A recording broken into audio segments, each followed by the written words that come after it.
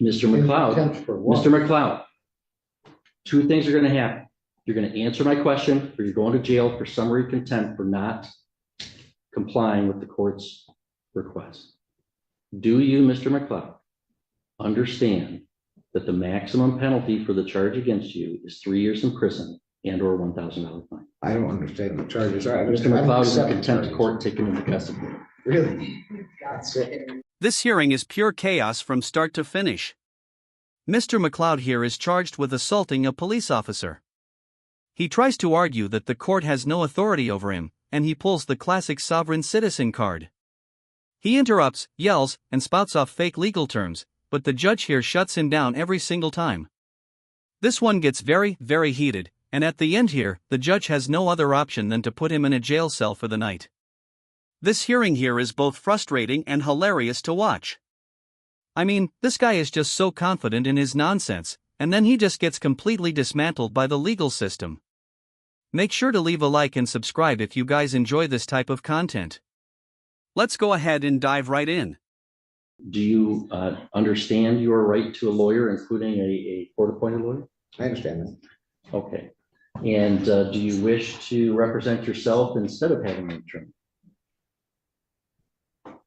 Yeah, I'm here by special appearance, and I will be representing myself. Okay.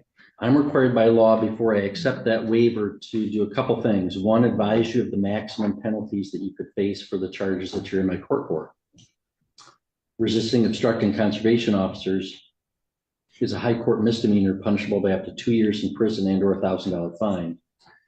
There's a habitual offender second notice that's been filed by the prosecutor, which would make that a felony punishable by up to 3 years and or $1,000 fine. And marine safety operating while intoxicated is a misdemeanor punishable by up to 93 days and or a $100 to $500 fine. Do you understand the maximum penalty for the charges against you? Well, I don't even really understand why I'm here. Pay attention to how calm this judge is here. He really tries to give Mr. McLoud a chance here, despite all the interruptions and nonsense. It's honestly almost impressive how much patience this judge shows while Mr. McLoud keeps pretending not to understand basic legal concepts.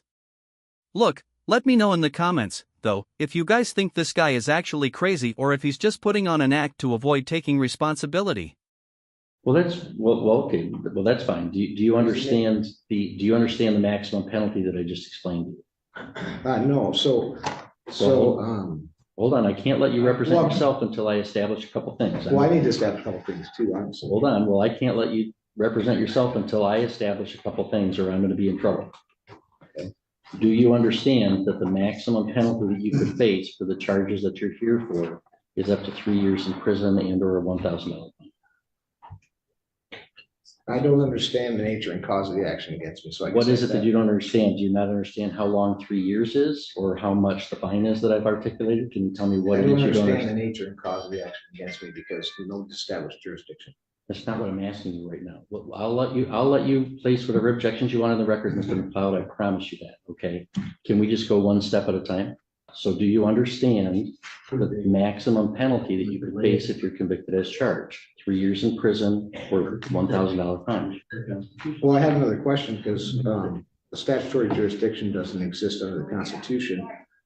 So in order for me to defend myself, could you please tell me where the published rules of conduct are for criminal statutory jurisdiction, or where I can find the nature and cause of this jurisdiction, or how this information exists? No, I don't even understand what you're asking. So you're saying this is a statutory jurisdiction under what? The statutes of Michigan, correct? Mr. McLeod, I've told you what my jurisdiction is. General jurisdiction. The people of the state of Michigan voted to convene a constitutional convention in 1961. Sure. There was a constitutional convention in 1961 and 1962. They proposed a state constitution. The voters of the state of Michigan ratified that in 1963. Article 6 establishes the judicial power. And the circuit court is a court under that judicial power of Article 6 of the state constitution. And so you're here in my court. I have subject matter jurisdiction over those crimes. I have personal jurisdiction over you because you've been alleged to have committed them in our county. That's my jurisdiction. So, Mr. McLeod, you want to represent yourself? Do you understand the maximum penalty that you could face of 3 years in prison and or $1,000 fine? One second. I can see why his attorney withdrew. Oh, shit. Hang on, someone in the prosecutor's office is not muted. I'm going to remove you from the meeting at this time. Oh, Prosecutor's office is generally allowed to attend to observe. They've participated. I'm removing them from the hearing. Honestly, she's not wrong at all. This was such a raw, unfiltered moment, and you honestly can't help but laugh. And I don't know how the judge didn't laugh there, honestly. Seriously though, I mean, how does that even happen in a courtroom? I mean, maybe she was just an older lady or something, or maybe she just got caught up in the absurdity of this case. But either way, it just perfectly sums up what everybody in the room was thinking about this guy. And, like, if we're being real, it totally makes sense why his attorney withdrew.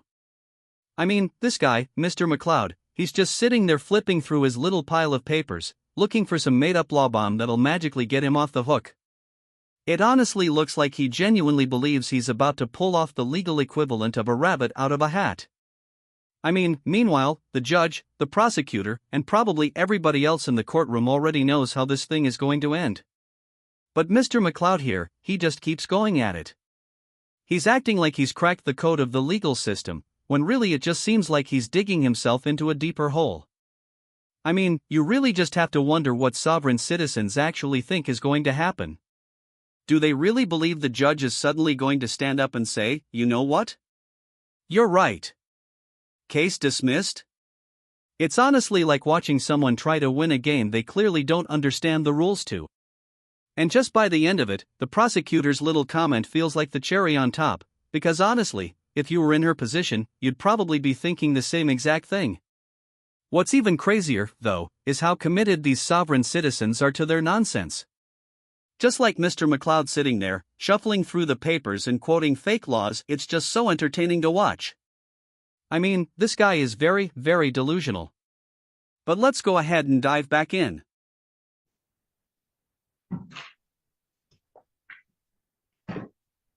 Mr. McLeod, do you understand the maximum penalty that you could face? 1 second. Okay, so when enforcement of mere statutes, judges of all courts do not act judicially and are thus are not protected and qualified by limited immunity. That's Owen versus the city. I just want to state a few things for the record since you're claiming this is a jurisdiction under statutory law. Hang on. Mr. McLeod, can we back it? Look at me for a second. Can we talk here? I challenge subject matter jurisdiction and nothing can go forward until that's addressed. You're saying I did address it and I denied your objection. I have subject matter jurisdiction. Doesn't exist under the Constitution. Your objection is noted. So, Mr. McLeod, do you understand? Let me explain to you. Sure. Sometimes, as I said, people might want to represent themselves, but let's say they have limited intellectual capacity and they don't understand what's going on. You can really tell the judge is just done with this guy's nonsense at this point. It's not even savage, it's just straight up facts. I mean, you've got this guy fumbling through papers, quoting made-up laws, and the judge is just over here calmly roasting him in the most professional way possible. I mean, you've got to respect it, though. He's calling it exactly how it is without even breaking a sweat.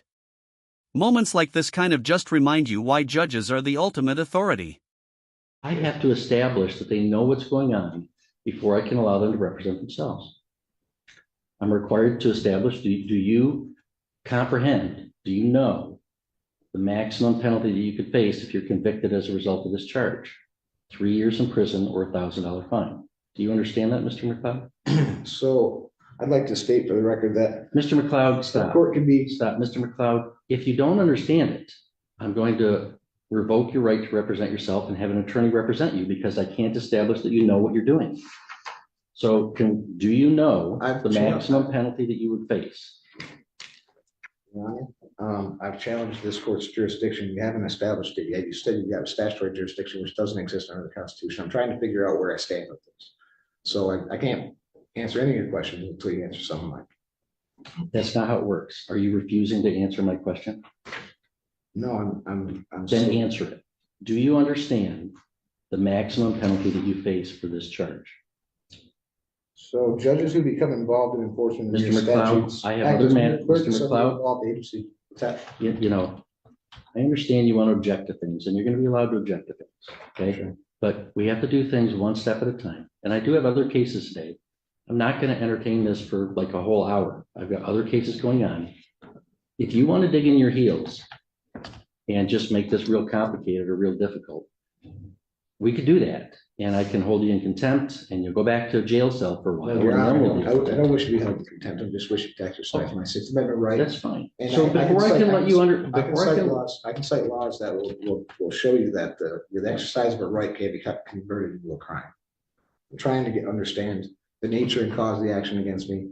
You're not clarifying it enough to where I can comprehend it, as you say. you don't comprehend the maximum penalty that you would face. I'm not answering any of those questions until you establish that this is a court of the Constitution, has jurisdiction under these jurisdictions. I established it. I told you. You might think I'm wrong and you can appeal. There's it no to the such Michigan thing as Court a of Appeals. statutory jurisdiction. Mr. McLeod, let me make this simple to you. Do you ever watch, let me make this simple for you. Sure. I'm going to ask you this question one more time. Okay. Two things are going to happen. You are either going to answer my question or I'm going to hold you summarily in contempt. And the court officer will bring you to a jail cell and we'll talk about it tomorrow. You understand that? So. Mr. in McLeod, contempt for what? Mr. McLeod, two things are going to happen. You're going to answer my question or you're going to jail for summary contempt for not complying with the court's request. Do you, Mr. McLeod, understand that the maximum penalty for the charge against you is 3 years in prison and or $1,000 fine? I don't understand the charges. Mr. McLeod is in contempt of court taken into custody. Really? That's it. Protecting my rights is what so last time I said. Fucking Joe. This isn't true. You guys are We'll have to follow unconstitutional You're following orders. unlawful orders. It's not Not a constitutional at good all. thing. Mr. McLeod's in contempt. He's sentenced to 1 day.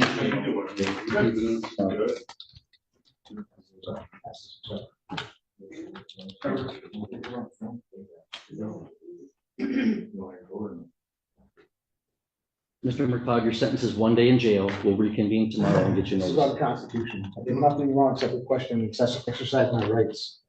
This guy is honestly such a joke.